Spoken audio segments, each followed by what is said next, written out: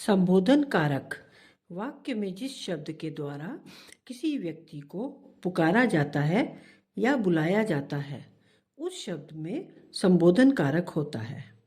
संबोधन कारक वाले शब्द हैं हे, अरे, ओह, वाह, अजी, बाप रे। ये कुछ शब्द हैं, इसके अलावा भी और भी शब्द होते हैं। इन शब्दों को विस्मय बोधक अव्यय शब्द कहते हैं। अब अव्यय शब्द क्या होते हैं? अव्यय शब्द का रूप कभी भी नहीं बदलता है, यानी इन शब्दों को हम किसी भी वाक्य में प्रयोग करेंगे तो इनका रूप नहीं बदलेगा। इन शब्दों के बाद संबोधन कारक का चिन्ह लगाते हैं, जो कि इस तरीके से होता है। ये पूर्ण विराम या इसको पाई कहते हैं और इसके नीचे बिंदी होती है। इस चिन्ह को विस्मयादिक बोधक चिन्ह कहते हैं। अब इसको उदाहरण की मदद से समझते हैं। सबसे पहला उदाहरण है, अरे तुम अभी भी सो रहे हो। यहाँ पर जो अरे शब्द आया है ये संबोधन कारक वाला शब्द है। अरे की मदद से किसी को पूछा जा रहा है, तो ये संबोधन कारक शब्द है और इसके बाद में विस्मय आदि बोधक चिन्ह लगाया गया है।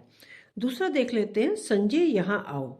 अब यहाँ पर इन शब्दों में से तो कोई शब्द नहीं आया है, लेकिन संजय नाम आया है, तो संजय को संबोधित किया जा रहा है, उसको पुकारा जा रहा है, उसको बोला जा रहा है। तो इस शब्द में, संजय शब्द में संबोधन कारक है और इसके बाद संबोधन कारक का चिन्ह लगाया गया है।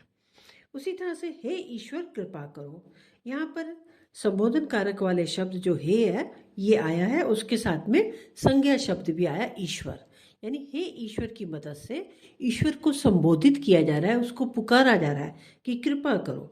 इसलिए हे ईश्वर में संबोधन कारक है और इसके बाद संबोधन कारक का चिन्ह लगाया गया है। इसके अलावा बच्चों शोर मत करो, यहाँ पर बच्चों को बोला जा रहा है कि शोर मत करो, उनको संबोधित किया जा रहा है, उनको बुलाया जा रहा है, उनको पुकारा जा रहा है, उनको कहा जा रहा है। तो बच्चों शब्द में क्या है? संबोधन कारक है।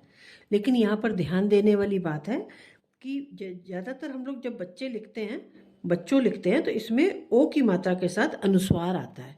लेकिन जब कभी भी संबोधित संज्ञा शब्द में बहुवचन आता है, यानी ये बहुवचन वाला शब्द होता है, तो इसमें ओ की मात्रा के साथ अनुस्वार नहीं लगता, जैसा कि इसमें लगा हुआ है। इसी तरह के दूसरे शब्द भी है, साथियों। अब हम साथियों जब लिखते हैं तो यहाँ पर अनुस्वार होता है, देवियों लिखते हैं तो अनुस्वार होता है, सज्जनों लिखते हैं तो अनुस्वार होता है। लेकिन जब इन शब्दों को हम संबोधित वाली जगह पर रखेंगे, संबोधित संज्ञा शब्द के रूप में इस्तेमाल करेंगे, तो चूंकि ये बहुवचन में है और संबोधित संज्ञा शब्द है, तो यहाँ पर इसमें ओ की मात्रा के साथ अनुस्वार नहीं लगेगा, ना साथियों में, ना देवियों में, ना सज्जनों में, ना बच्चों में। जब ये संबोधित संज्ञा शब्द होंगे और बहुवचन में होंगे तो इसमें अनुस्वार का प्रयोग नहीं होगा। इसके अलावा यहाँ ये भी स्पष्ट कर दें कि संस्कृत में संबोधन को कारक नहीं माना जाता है, क्योंकि परिभाषा के अनुसार वाक्य में जो क्रिया होती है उसके साथ संबंध होना चाहिए संज्ञा शब्द का। यहाँ पे जो अरे, संजय, हे ईश्वर, बच्चों, ये संबोधन के शब्द हैं, लेकिन इनका इस क्रिया से कोई भी संबंध नहीं है, तो संस्कृत में तो इसे कारक नहीं माना जाता है। लेकिन हिंदी में इसको कारक माना जाता है, क्योंकि वहाँ ये मानकर चलते हैं कि ये जो संबोधन वाले शब्द हैं इसका इस क्रिया से इनडायरेक्ट वे में कुछ ना कुछ संबंध है।